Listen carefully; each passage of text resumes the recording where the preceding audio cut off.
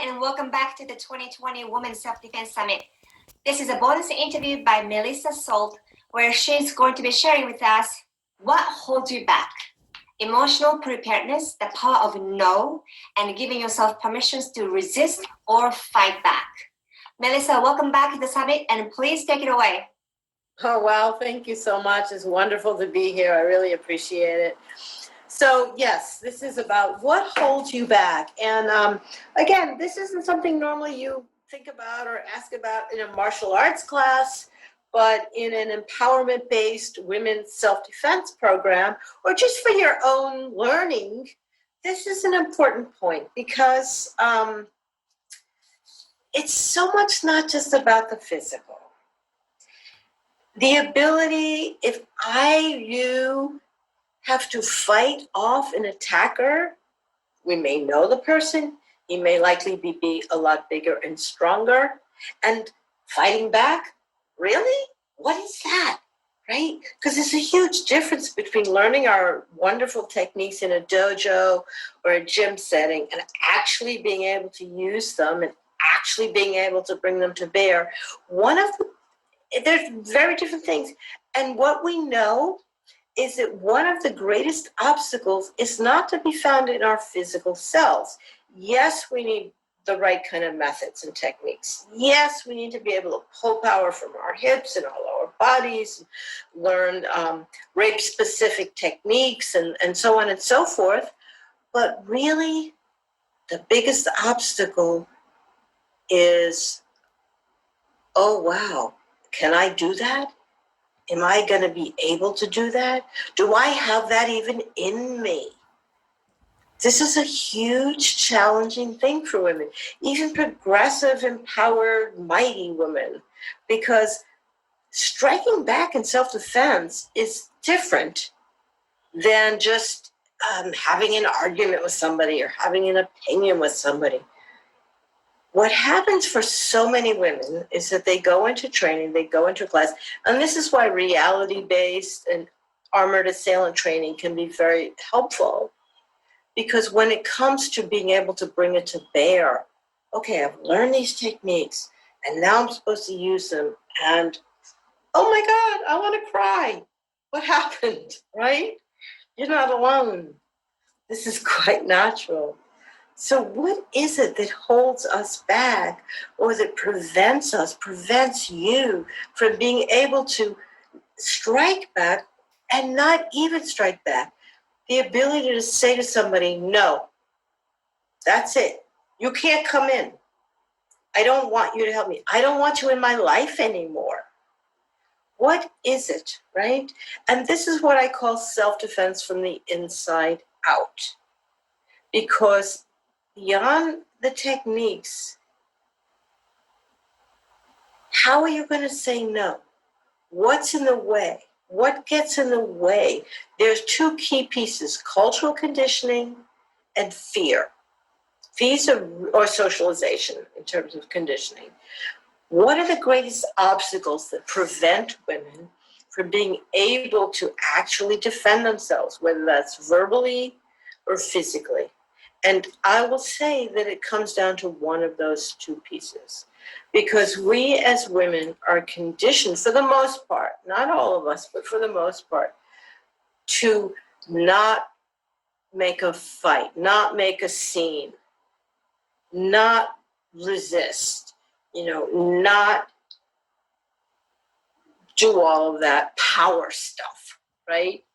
And so one of the biggest challenges for women in learning self-defense is being able to overcome that, is being able to put aside their conditioning or learn a new way of behavior and learn to understand where this conditioning came from and replace it with new behaviors. So this is where self-defense becomes an internal piece, the emotional piece. And it means that you have to really ask yourself, for you personally, what is in the way? What are the obstacles? Sometimes I call them inner muggers. What is it that could put a chokehold or that kind of stop that glitch in your voice or your energy from being able to do what you need to do. And it's an important part of self-defense, understanding this emotional piece, this internal piece, and how to overcome that. That's a big part of what women need to learn, is how do I overcome years or decades of conditioning to be polite, to not hurt a person's feelings, to not say no, to not have that kind of, angry energy without feeling like the bitch, the bad woman, the one who's doing something wrong. This is a really critical factor, and it plays a much bigger role than people realize when it comes down to being able to fight. And sometimes it manifests as a holding back, a hesitation, or just being kind of passive, or being not too assertive, or not too strong, or not too harming. Or, I can push, but I can't really strike. And we see this in training. I see this again and again. And so part of my goal as an instructor is to really help women blast through that and to sort of purge some of these myths of women as being a particular way from their psyches, as this idea that I don't have it in me, and to replace that with power. So one of my messages to women is that you have it in you, and it's in your DNA. And I often help women go back in time. Now, this is going to sound a little kooky, but I want you to think about 40,000 years ago. Who were you 40,000 years ago? You were some kind of a primitive, prehistoric woman. And one minute you had your baby in your arms, and the next minute you were spearing the bears and stomping on ugly snakes. And I call this part of ourselves Neander Babe. This Neanderthal, Neolithic, prehistoric part of ourselves. So part of being able to overcome that conditioning is to sort of go back in time, to recollect some very ancient part of ourselves and reconnect to that survival mentality, that survival instinct that didn't have ideas about female conditioning. It predated all of that. Where do you go inside of yourself to find that? Where do you go inside of yourself to summon ferocity from fear and to bring that to bear? These are actual questions that I ask women when I'm teaching and that we answer. So you really need to look at what holds you back. Now, when we have a history of assault, or depending on our upbringing or our conditioning, all these factors in. And if somebody, for example, if a woman has been abused or has been hurt or assaulted in the past, that can also, and maybe she hasn't fully attended to it. So there's some residual material there. There's a lot of reasons, a lot of things that can create obstacles or blockages, if you will, in that path to be able to free your full force, to free your full energy, to free your full spirit. And this is something that we need to do. So we have all of this at our disposal. So in looking at this, what holds you back? What is it that stops women? Why is it hard for some women to say no? And it is because you don't want to hurt the person. All the reasons I already just said. Maybe you work with the person. What is it in female conditioning, in our personal stories, in our personal histories that get in the way of allowing the full power of our potential and our might and our force to come through?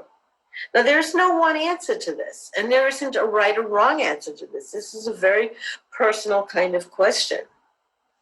But it's something that really, really needs to be explored. And it's again, from the inside out. So I really want to encourage anybody who's watching this to ask themselves this kind of question. Is there something in my background, in my socialization, how I was raised, anything that's happened to me in the past that may become an obstacle when I have to be no holds barred, when I have to say no, when I have to do the unthinkable? Because all our systems have to be go. Again, it's not just the body, our emotional body, our psychological, our mindset. All systems must be go. The hokey pokey was right. We have to put our whole self in. And so part of being able to be effective in self-defense is clearing the path. And that means looking at these, what are obstacles? What are the things that are in the way? And being able to attend to that and reconcile that and come to terms with that or dissolve that, literally. Because in order to become, ferocity to me is a superpower. I often talk about ferocity as a female superpower because it not only infuses us with power and energy, but it can dissolve inhibition. Ferocity dissolves inhibition, allowing us to be our most full in delivering the message or the technique or the whatever it is. At the same time, we really have to be able to dissolve what may be in the way. So psychotherapy is helpful. Counseling can be helpful in order to free all this. A lot of women will come to me and they'll say, oh, teach me, and I want to learn. And when I start talking with them and getting to know them better, I come to realize pretty quickly that there's something else that needs to happen first. Maybe something's happened in their past, or maybe they just grew up with a certain kind of religious upbringing, for example, or other particular socialization that makes it really difficult for them to do this. And that becomes what the focus is. I personally have a background as a psychotherapist, and I can address some of this in the context of learning self-defense. But sometimes we really need to place a lot more focus on that and be able to look at what these issues are, because it's critical. Excellent, Melissa. So I really love you said self-defense is about learning new condition, you just condition yourself in a new way. And I could totally relate to the statement. And especially when you mentioned that you kind of go back to your past, what's holding myself back? I was thinking that, and I could totally tell you.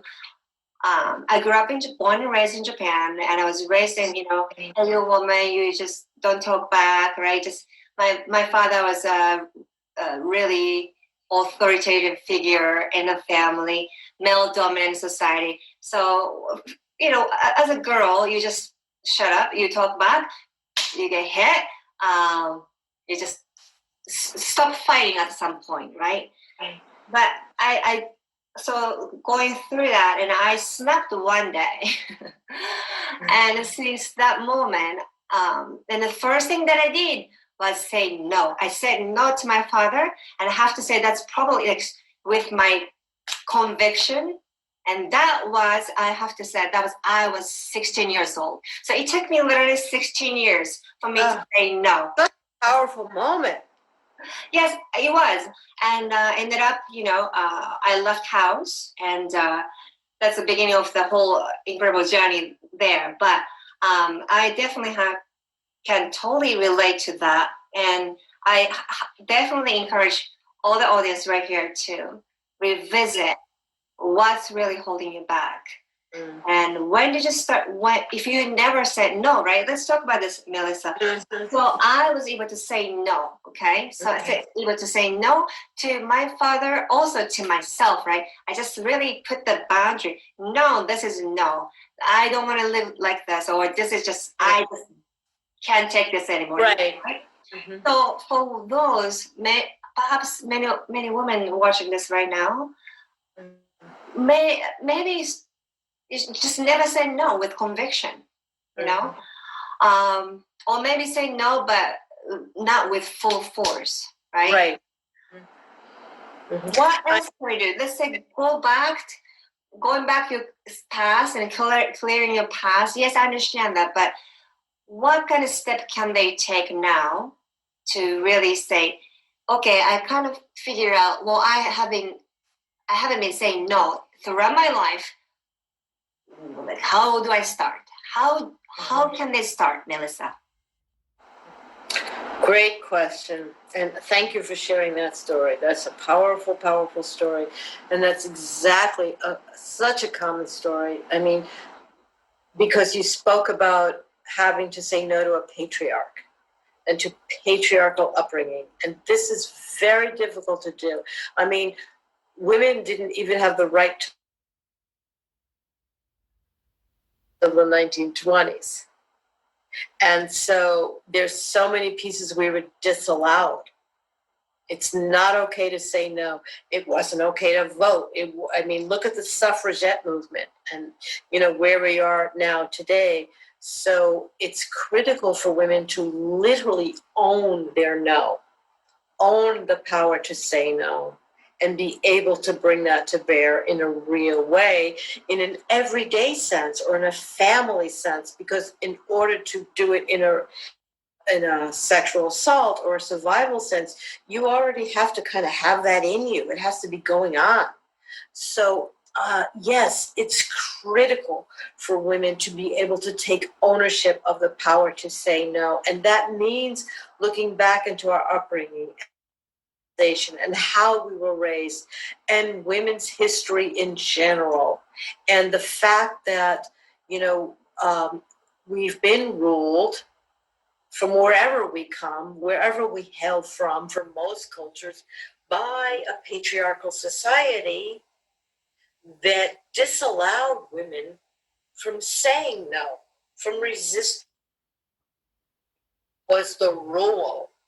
I've often talked about why in my teen years when I traveled around my maiden voyage into the world, and I traveled around Asia and South Asia, and it was, in my hippie days, things were much less advanced than they are now, and encountering cultures of women, fully these countries, and I came away realizing the power of no and why that would be so important for women to be able to say and to find that and to be able to be disobedient. It means resisting a kind of obedience training, really. I mean, I know that may sound kind of tacky. It means being able to resist everything that goes against the grain, because we have to be able to say no. And when we learn to say no and mean it, and to say, no, I don't want to do this. No, that's not okay. To find that voice, to find that power, only then can we start to say yes to ourselves.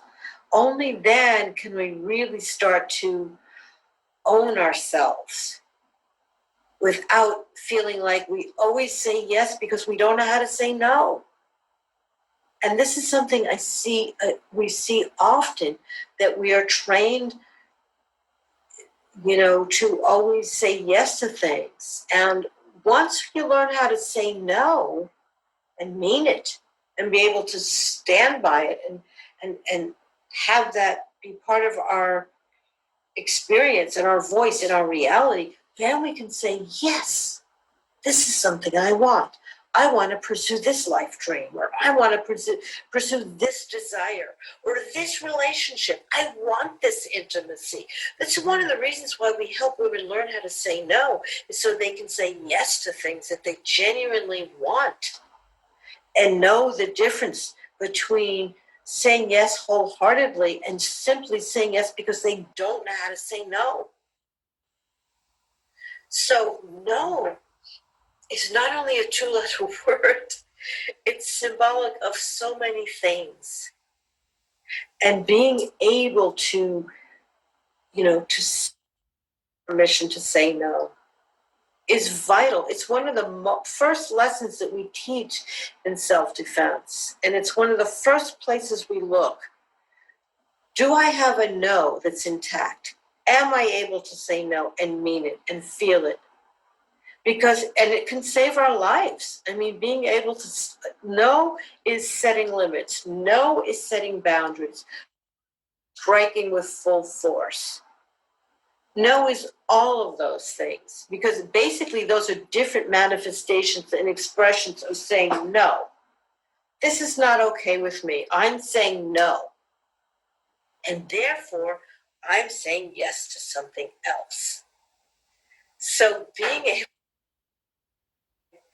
it's the most basic thing in self-defending, is to find the ability, to have the ability, to be able to access that ability, to be able to bring that into the world. Not because you're angry.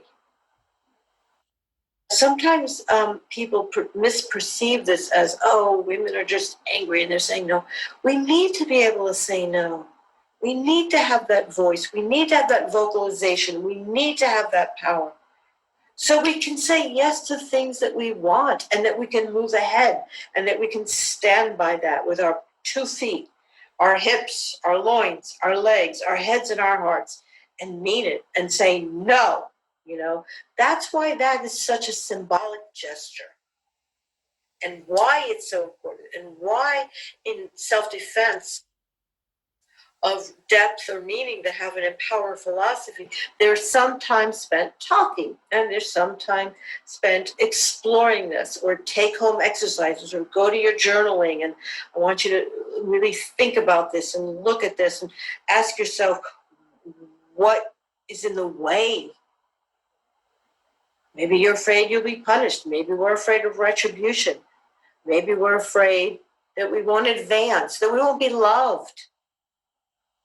There's always some kind of loss at stake. I mean, what stands between a woman's desire to protect herself and her ability to do so is some kind of loss, usually. Whether it's a real loss, geez, if I say no to this person, I could lose my job and my career. That's a big deal. Or maybe it's an imagined loss. I'm afraid I'll never be loved again. I'm afraid I'll never find my way again. I'll be perceived as whatever it is. And so this is why no is important. And beyond the no, it's why clear away the obstacles. If a woman has been violated in her past, that needs to be attended to just as importantly as the saying no. Because there will be trauma if it's not attended to, and it needs to be attended to. There's a hurt, imprints that are left when we are violated, no matter how tough we are hurt. So we say self-defense from the inside out, clear the path, discover the obstacles, deal with the obstacles, to say no, and dig deep inside of yourself to know what your strength is and how to bring it to bear. Because it's not just in the physical techniques, it's in the spirit, the fighting spirit. Your spirit, every woman's spirit, is critical. And it's critical individually in terms of being able to defend yourself, and it's critical in a sense of solidarity and all of us, for women to advance in the world, to change the culture, to fight for our rights, to change the inequities, to change the world. I believe that women are the future of the world. I really believe that. I really do. And this is the whole process on the self-defense level and on the large defense level. Clear the path, find the no, bring it.